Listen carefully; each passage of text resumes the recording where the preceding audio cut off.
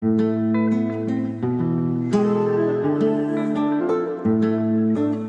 丘比丘是大部分旅者来到南美洲，特别是秘鲁的时候必来的景点。起初，对它只有单纯踩点的目的，应该是我觉得它太热门的关系，是全球最著名的旅游胜地。它是我的整趟南美洲行程里面费用算是最高的，只是在秘鲁当地的旅游，花费可能就接近像我们台湾去邻近国家，如是日本、韩国的费用。不过，都花这么多时间过来了，来都来了，还是要拜访一下这个南美洲最重要的考古遗址。我会详细的介绍当地的景点、交通跟体验。最后，我对于马丘比丘的想法是如何呢？让我们继续看下去。我的频道是探索世界各地的人文风情与自然景观。如果你喜欢这样的内容，请再给我一个订阅，开启小铃铛。我会用搭乘火车的方式前往到马丘比丘。抵达到马丘比丘，国外的旅客通常需要先抵达到库斯科。库斯科是秘鲁世界遗产的古都，融合印加石墙和西班牙殖民时期的建筑而闻名。然后，我会从库斯科坐车前往到奥扬泰坦博，接着从奥扬泰坦博坐乘火车直达热水镇。搭乘火车可以欣赏印加圣谷沿途震撼的山河美景，而热水镇是马丘比丘的前哨城镇。最后，再从小镇旁的蜿蜒道路上去安第斯山脉高处的云雾森林里，这里坐落一座曾经被世界遗忘的古印加城市——马丘比丘遗址。整座城市就在山脊陡峭的悬崖边，在马丘比丘和华纳比丘两座大山之间的鞍状地形，面向两个山谷，地理位置相当的特殊。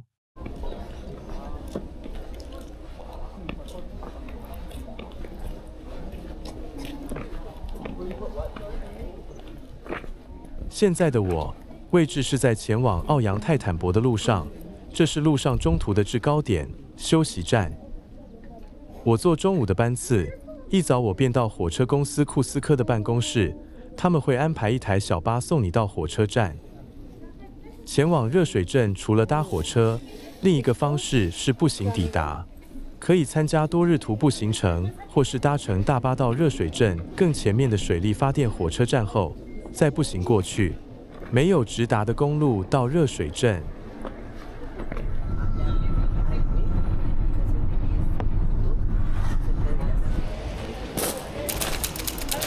Hola, ¿Me permite buenos su días. ticket del tren, por favor? ¿Ah? Su ticket del tren, por favor, ¿me Yes, podría permitir? sí. 抵达到奥兰泰坦博后，会先在火车公司的休息站小歇一会，等待火车出发。这里有咖啡厅，可以简单的吃个早餐。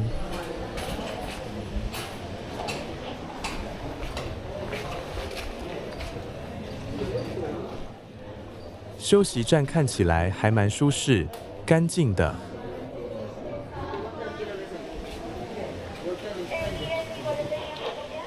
休息站前面是火车公司的欢送团，等等会带我们去火车站。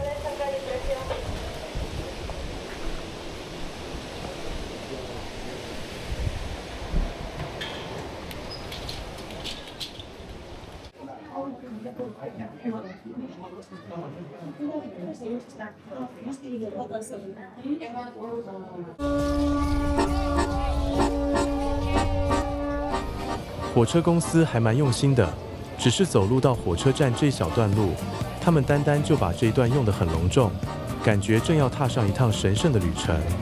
看到的时候，也开始觉得兴奋起来了。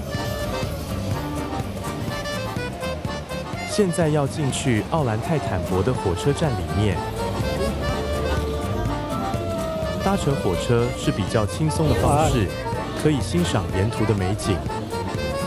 主要的火车公司有 Peru Rail 和 Inca Rail 提供多班次服务，车程约为1.5小时。它的单程票价约60美元到180不等，依照车厢等级与季节而浮动。我是搭乘 Interrail， 车厢型号是360度。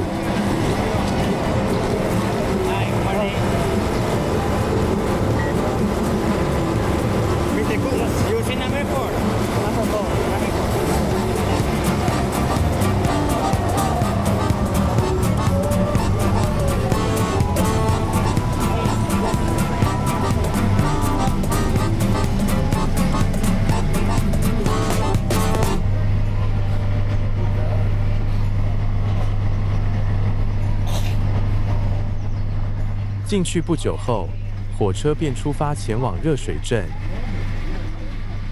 车厢看起来蛮舒适的，因为是360度车型，所以屋顶上有窗户，也有包含露天观景车厢。要留意这边还是有车位是没有窗户可看外面，看一下位置图后再预定会比较好。前往马丘比丘的火车上，我能一直看到乌鲁班巴河，它发源于安第斯山脉，流经圣谷，最后成为亚马逊河流域的一部分。这条河被印加人称为圣河，它对当地农业至关重要，也与他们的信仰息息相关。火车会沿着圣河行驶，陪着我们一起抵达到热水镇。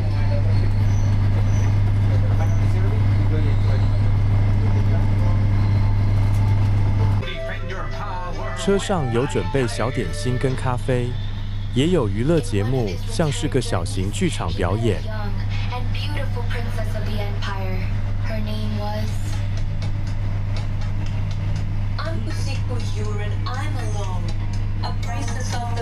Married a noble man of her father's choosing, and her father was the great Inca Pachacutec. But destiny wanted her to meet Ollanta.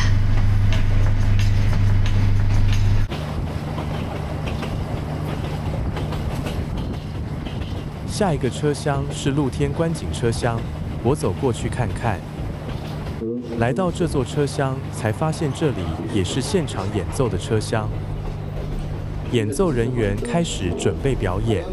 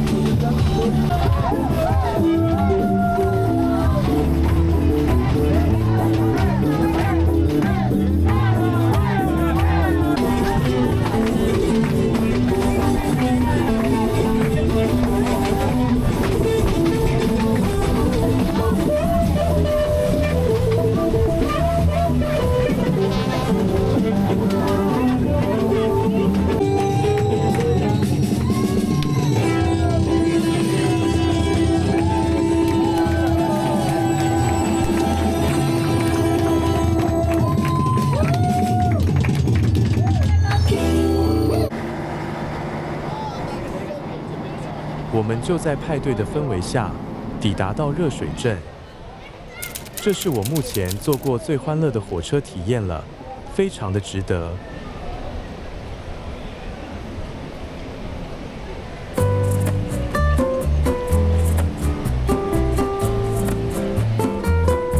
下车后，可以就沿着铁路轨道一直走，就能到市中心。这个镇不是很大，基本上只要是住宿在里面，都可以走到镇上的任何地点。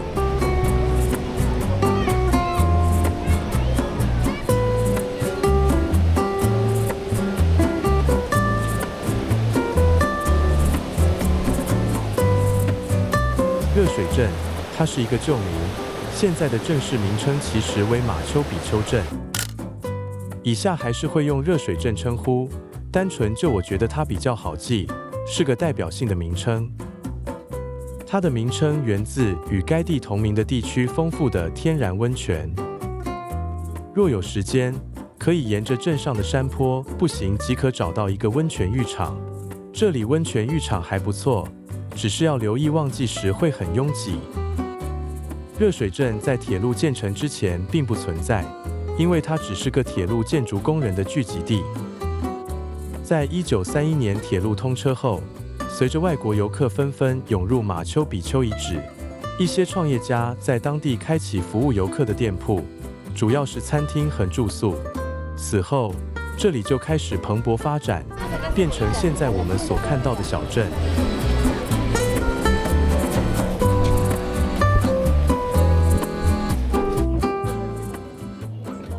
小镇的中心地带有一个市集，里面摆满了当地手工艺品、服饰和纪念品。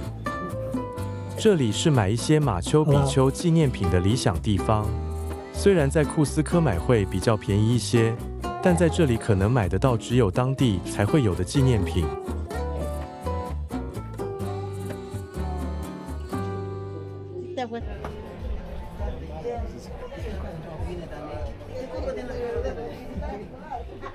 市集旁边是马丘比丘火车站，这里是结束后要回去库斯科跟奥扬泰坦博的车站。Final destination, Ollantaytambo Station, heart of Sacred Valley.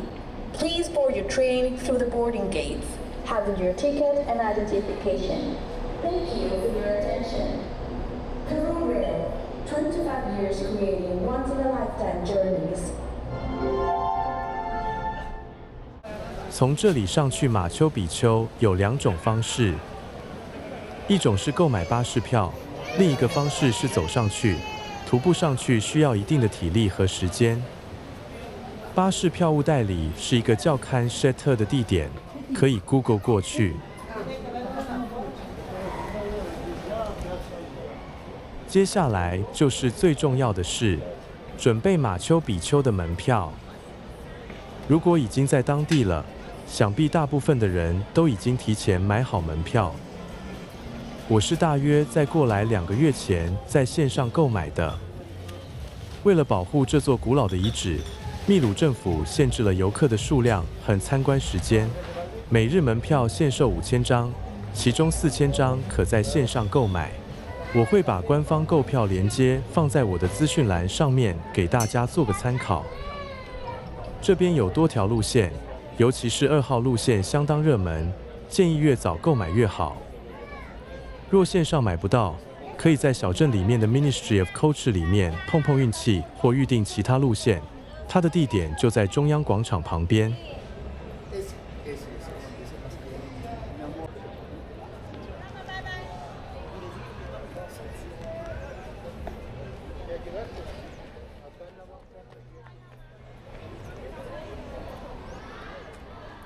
从购票处再转个弯，就会抵达到中央广场。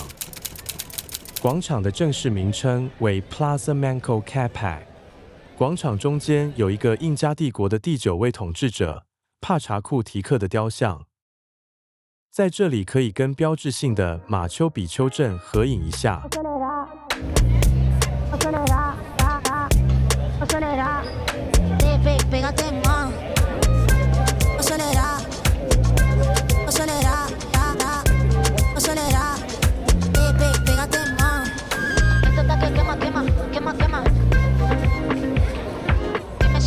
我想我大概已经准备的差不多了。傍晚的时候，再度出门找些东西吃。附近就有一些餐厅选择，美式、中式跟当地料理都有。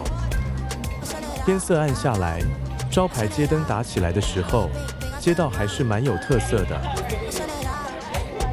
吃完后，回去好好睡个觉，明天一早就要过去马丘比丘，就先晚安了。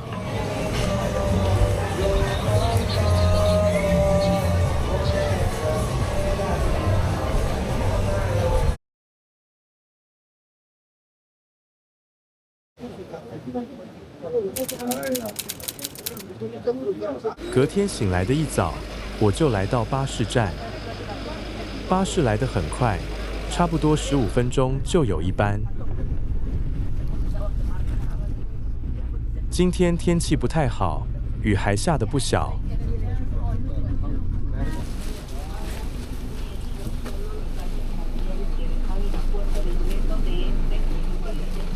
进入马丘比丘必须携带护照，即使门票上有你的护照资料，工作人员有可能还是会要求你出示护照。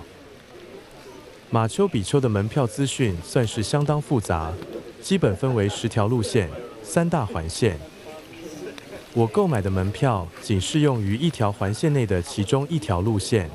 若要游览整个马丘比丘，需要购买多张门票。我总共买了2张，要分2天进场。因为路线价格会不定期变更，我就把路线资讯放到影片的资讯栏上。目前2号路线是最经典的路线，这条路线可以穿越马丘比丘遗址的整个市区。遗址里面有几条不错的健行步道，像是可以爬马丘比丘山跟瓦伊纳比丘山。原本我有1条路线是可以去爬马丘比丘山，此路线的山顶上景色壮丽，但是雨下的实在太大，步道被工作人员封起来了，不能进去。此步道就在太阳门旁，这里是经典印加古道的官方终点。经由多天的印加圣谷徒步后，健行者会从这里正式的进入到马丘比丘遗址。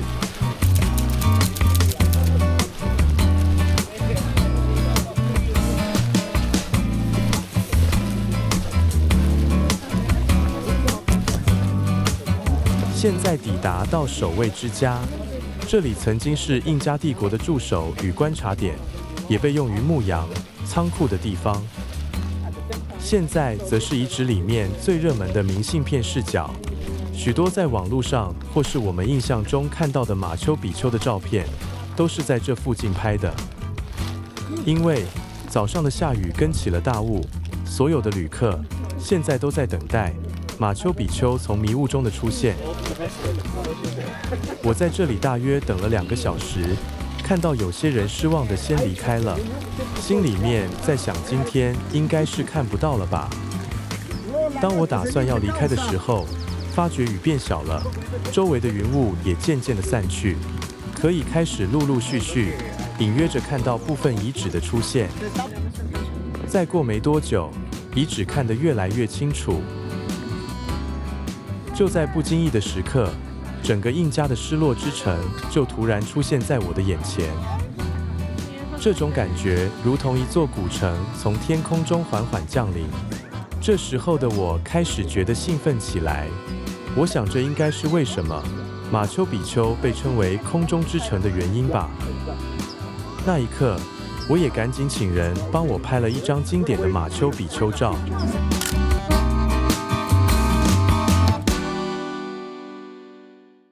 建议在时间跟费用的允许下，可以安排2次的路线，一条路线可以请导游，另一条可以自行过来，特别是在雨季过来这里时。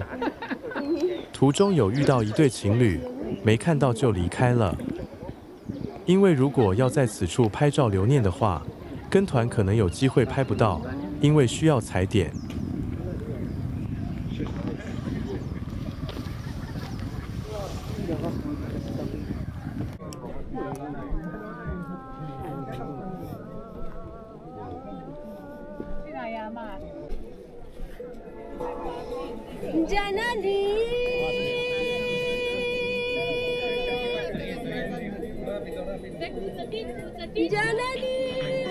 马丘比丘的名称来自克丘雅语，意思是古老的山峰。建造于15世纪中叶，人们认为是印加帝国第9代皇帝帕查库提克统治时期建立的。直到1532年西班牙征服印加帝国时，一直有人居住。令人惊讶的是，在西班牙殖民的近300年间，没有发现过这座城市。这里几乎就被外界的时间逐渐的遗忘，只有极少数的当地农民知道它的存在，隐藏得非常完好。直到1911年，美国考古学家海勒姆·宾厄姆在当地向导的带领下，重新发现了马丘比丘。于1913年，国家地理杂志用了整个4月刊来介绍这里，这处遗址因此受到了广泛的关注。之后就成为了现在所知的全球著名旅游景点了。考古学家的发现显示，马丘比丘并非普通的城市，是印加皇帝跟贵族的私人庄园跟乡间休养场所，有点类似欧洲的罗马别墅。据估算，在这里居住的人数在高峰时期也不超过750人，而在没有贵族来访的雨季时，可能就更少了。遗址大致分为城市区和农业区，城市区又分为上城和下城。寺庙位于上城，而仓库位于下城。古印加人使用了被称为精细的气体结构工程，一种无需要砂浆，对每一块石块进行精心切割、雕刻、抛光所建造而成的。有些建筑用的花岗石块甚至重达20到50吨。如何搬运的方式至今仍然是个谜。据信，他们让数百名的工人推着石块爬上斜坡，将凸起的石块打磨掉。对于较大的巨石，印加人可能建造了坡度平缓的坡道，以及木质滚轴、杠杆和制成的绳索。可惜的是，印加人并没有文字系统，所以没有留下任何文字描述，说明他们是如何将巨石搬运到这个地方。马丘比丘遗址其主要建筑景点包括太阳神殿，用于天文观测的半圆形建筑；三窗神殿，因其3个大型梯形窗户而闻名，从窗户可以欣赏到周围山脉的美景。圣石是一块巨大的石碑，人们用它来举行宗教仪式。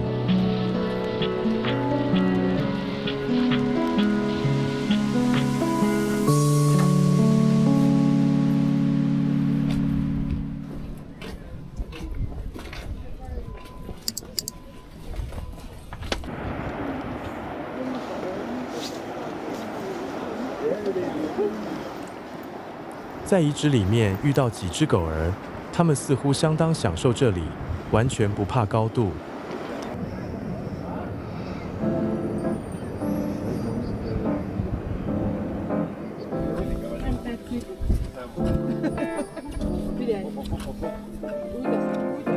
最后，我抵达到梯田区，看到了好几只骆马在旁休息。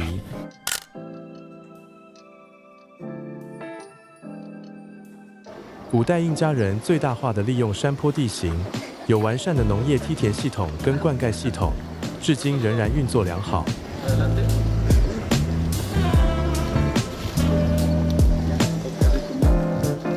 快到出口的时候，往后一看，能看不同角度的马丘比丘的全景，相当震撼。